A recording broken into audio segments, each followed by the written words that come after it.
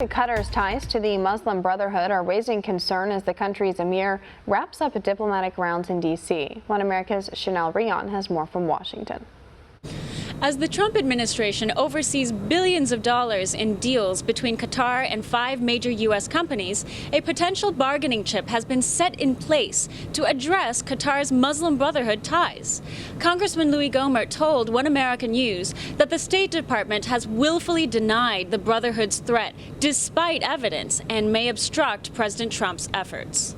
The State Department is a good example of administrators, bureaucrats who have protected the Muslim Brotherhood.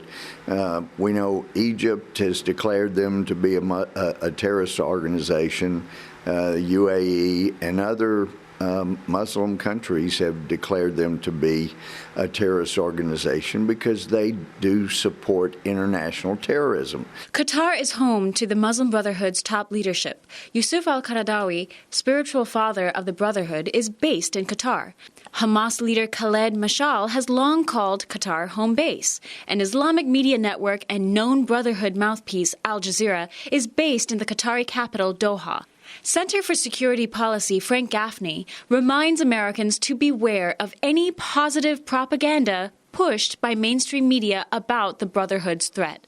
The Muslim Brotherhood is manifestly a terrorist organization and parent organization of a designated terrorist organization known as Hamas, which has American blood on its hands. Qatar's funding of Muslim Brotherhood worldwide is well documented. In April 2019, French journalists exposed how the Qatari government funneled more than $82 million into 7 European countries to expand Muslim Brotherhood's European foothold.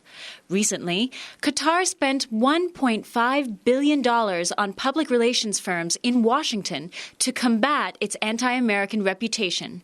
One American News spoke with Clarion Project national correspondent Shireen Kudosi. We're up against a country that has really sophisticated propaganda systems in place with media. They had campaigns going out in magazines or publications like Politico ahead of the emir's visit to really soften the landscape in favor of a Qatari narrative. And that's not in the interest of the American people.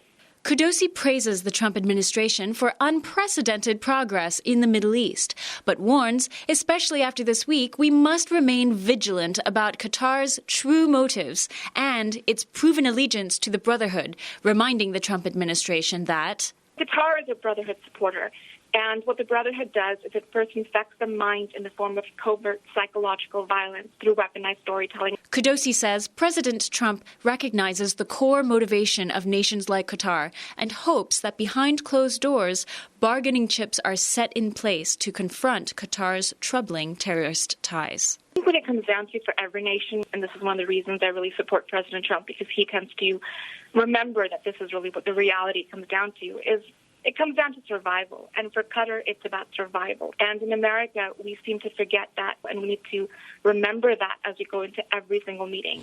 With billions of dollars and a geopolitical alliance Qatar is desperate to forge, the Trump administration is poised to address Qatar's terrorist ties in ways past administrations were unable. And that is certainly the hope.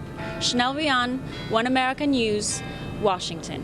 Want to see more videos like this? Click on the link below and subscribe to One American News on YouTube, and call your cable provider and kindly demand that One American News is added to your lineup. Call and subscribe today.